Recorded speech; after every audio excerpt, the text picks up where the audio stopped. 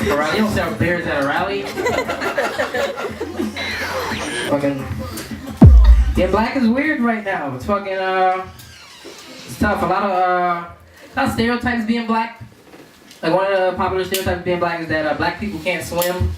And I know how to swim, but I'm fine with white people thinking I don't know how to swim. Cause I don't need white approval. Like white people think they're better than you because they know how to swim. It's like, you're not better than me because you know how to swim. You're better than me because you can afford a pool. That's why you're better than me, because you live in a cul-de-sac. You're better than me. And white people don't get that. The reason why black people can't swim is because swimming is not a skill in black neighborhoods. Like white people have like swim teams in their high school and shit. Like black schools don't have that. Like swimming is not a skill in black neighborhoods. Like fighting is a skill in black neighborhoods. Marksmanship, that's a good skill. You want to have good aim. Black neighborhoods. How comfortable white people are around me. I'm not a very non-threatening guy. But it's like white people aren't scared of me on the street. Like when I'm walking down the street, white people aren't afraid of me. And like I gotta be somebody I'm not, just so I can like get back to my neighborhood safely. Like if I'm walking by a white person and I don't rob this person, my neighbors are gonna look at me like weird. So now I gotta see, like if I see a white person, like my friend Dan here, if I see Dan on the street, I have to rob Dan. Just so I can sleep in my bed at night. Like just so they'll let me back onto the street. The only people who are afraid of me are like old ladies. Like old ladies will see me at night and they'll grab their purse and they'll like wobble off real fast. I'm just like, what are you doing, lady? Don't run from me. Those guys are after me too. We gotta stick together in this bad neighborhood of ours. Use the buddy system. Power numbers. Also, I don't understand like where she thought she was going. Like, I'm 23 years old. I can catch up to you in 2 strides. Like, I'll break your fucking arm, old lady. Now you're turning to me and somebody I'm not. I will fucking break your arm. I think of it. My friends will be proud of me. Fucking. It's tough. My neighborhood's weird. It's bad. It's a bad neighborhood. One mark of a bad neighborhood is like bootleg clothing. Like my favorite piece of bootleg clothing. So this homeless guy, it was a couple years ago. It was an election shirt. It was an Obama 2012 shirt, but I could tell this wasn't from like the White House gift shop because it said Obama 2012, but the picture was of a young Magic Johnson. And he was dunking a basketball. I knew he was like in full Lakers here too. And I was like, I knew the shirt was fake for 2 reasons. 1, Barack Obama is not a young Magic Johnson. 2, Magic Johnson don't even be dunking like that. Like that's not even his game. He was more of a layup guy. He would have laid it up high off the glass. 7 points. Neighborhood. It's fucking. It's bad, but it's changing. Like it's like gentrification's happening. And I don't know how to feel about it. On one hand, it's kind of like safer, but I realize I can't hang out with anybody from my neighborhood anymore because we don't have anything in common. Like I ran into one of my friends I hadn't seen in a few years. And he was like, "Yo, Shawn, what you been up to, man?" I was like, "I'm just in college. I'm doing comedy in living rooms." And he was like, "Oh, word." I was like, "What you been up to?" He's like, "I was just looking at this house." I was like, "Oh, you about to move?" He's like, "I'm about to rob this shit. You trying to come?" I'm like, "Nigga, did you just invite me to a robbery?" He's like, "Yeah, you coming or what?" Nigga, I was like, "Nah, I'll see you on the news later." I did. He's in prison. Now, my neighborhood's changing now. I don't know how to feel about it. I know my neighborhood was changing because one night I was hanging out on my street around like midnight and fucking saw a white guy. Like, it might have been you. It was I saw a fucking white guy ride his bike down the entire street and nothing happened to him. And I was just like, are we not robbing niggas? I don't like how peaceful it is now. Like, I don't like when my friends used to get killed, but I also don't like how peaceful it is now. Like, niggas just be walking around just doing whatever they want, like fucking walking their dogs and fucking just opening public gardens. Like, I don't like that shit. Like, when my dad was growing up, like, he would walk down the street and see somebody getting robbed, and he would be like, this neighborhood just ain't what it used to be. But now I walk around and I see people living in peace and harmony, and I'm just like, this neighborhood just ain't what it used to be. Got a lot more white neighbors. I was talking to one of my neighbors like around Christmas time, and he was like, yo, it's Christmas. Like, remember when we were kids? When we were kids, the one gift that everybody wanted was a Nintendo 64. That was the one gift everybody in my neighborhood wanted, was a Nintendo 64. I was like, wow, that's crazy. Because the only thing anybody in my neighborhood wanted was a dad. That's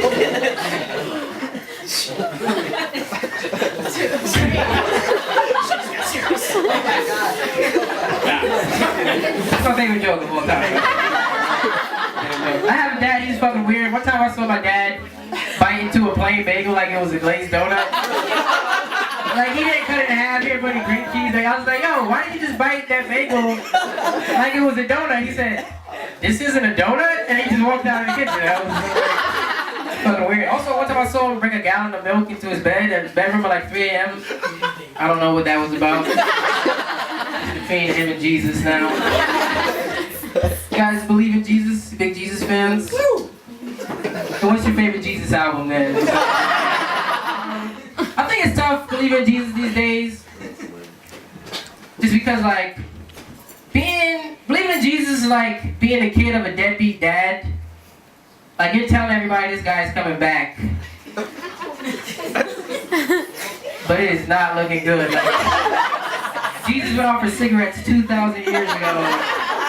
And he never came back with those Marlboro lights. And then you thought about it, like, wait, Jesus didn't smoke, he vaped. He was a vapor. Because he's the only guy who could have that technology back then. I think, like, it's hard. Like, you're supposed to believe in, like, the disciples. Like the disciples believe in Jesus. But, like, of course the disciples believed in Jesus. They were, like, his best friends. Like, you believe everything your best friend said. Like, when Jesus was walking on water, they were right there telling chicks that they taught him how to do that shit.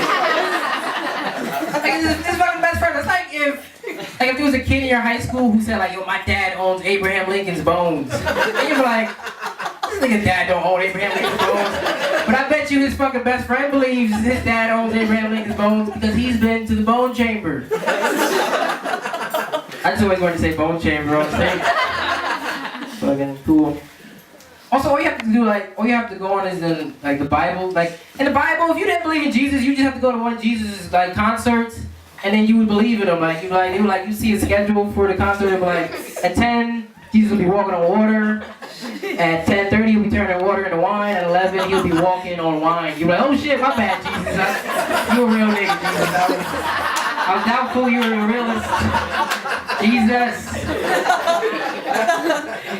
But now, like, all you have to go on in the Bible, and like, the problem with the Bible is like, there's books with way cooler magic than the Bible these days. Like, there's a scene in a Harry Potter book where Dumbledore is the most powerful wizard. He was about to be arrested, but it was on some bullshit. Like, he ain't do shit. They about to take him to Azkaban. Azkaban is the wizard prison. And so he's like, yo, Dumbledore, you gotta go. He was like, nah, I ain't do that shit. He's like, that's bullshit, nigga. And this is a black Dumbledore, the Bible. Dumbledore in my books. I read different books. But I ain't do that shit, nigga. And it was like, yo, Dumbledore, let's go. He was like, nah. So Dumbledore pulls his phoenix, and his phoenix flies over his head, and he claps his hands together, and they just disappear in a giant fireball. That's way cooler than any of the shit Jesus ever did in the Bible. Like, he just gave some people a lot more food than they thought he had originally. Our president got stone cold stuttered one time, you know? Like, that's the world we're living in. I think he got stone cold stuttered, and he did a bad job of selling it. Like, he just crumbled. He didn't even like when The Rock would get stone cold stuttered, he'd like do a backflip. This nigga Donald Trump just like looked like he got punched in the stomach. That's our president, man. He can't even sell the stutter. Weird. I'm not single, but I still have a lot of like pent up rage from when I was single. Cause like I was never good at flirting. Like I used to go to bars and shit.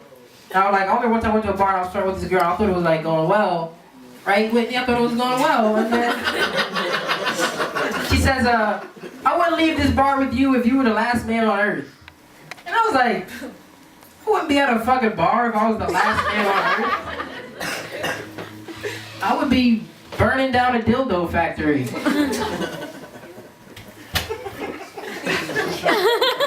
Gotta eliminate the competition. I think it's because I'm not like that attractive. Like I'm kind of like I'm an average looking guy. Like I'm I'm not ugly, I'm not fucking hot. Like, if I'm in a bar, no one's ever like, look at that cute guy over there. They're like, look at that cute guy behind that black kid. Get out of the way. Black kid is a fucking stud behind you. Also, this is a weird thing to say, but I have an average sized dick, which doesn't help. I'm sorry, fellas, you didn't have to hear that. Ladies who aren't my girlfriend, you didn't want to hear that either, but I'm gonna put it out there. It's not small, you know what I mean, but I'm coming 8th place in enough big dick contests to know where I stand. Like, I know where I am. Like, when a girl sees my dick, it just registers in her brain that it is a dick. And she's like, he's got all the parts, it is a dick, I guess. Let's do this. I felt like, I always wish, like, if I had a big dick, like girls would see my dick and like she would like smile or like eyes would light up. She would like give me a firm handshake, like some sort of big dick certificate from the committee. Did you ever get this certificate, Shawn? I was a joke about being black. It's a lot of people want to get rid of the N-word, and I think it's a way to get rid of the N-word, but just black people won't let it happen. It's like, you just gotta let white people say it for a little bit, like for like 2 months. Stay with me. Cause like white people make everything corny. Like remember when like all the kids were saying like on fleek? And then you would see like Coca-Cola's Twitter account like, oh, this cola is on fleek. You're like, this shit's whack now. Like, we're not saying on fleek anymore. You just gotta do that with the N-word. And like, it'll be rough for like 2 months. But then you'll see like a whack company like Arby's like, niggers, come on down to the fucking Arby's with your maids on fleek. These roast beef sandwiches. You're like, yo, I don't want to say this shit anymore. Let's move on to the next one. Nincompoop now, that's the word now. You just make racism corny. That's it, I don't want to talk anymore. You guys are great, thank you guys so much.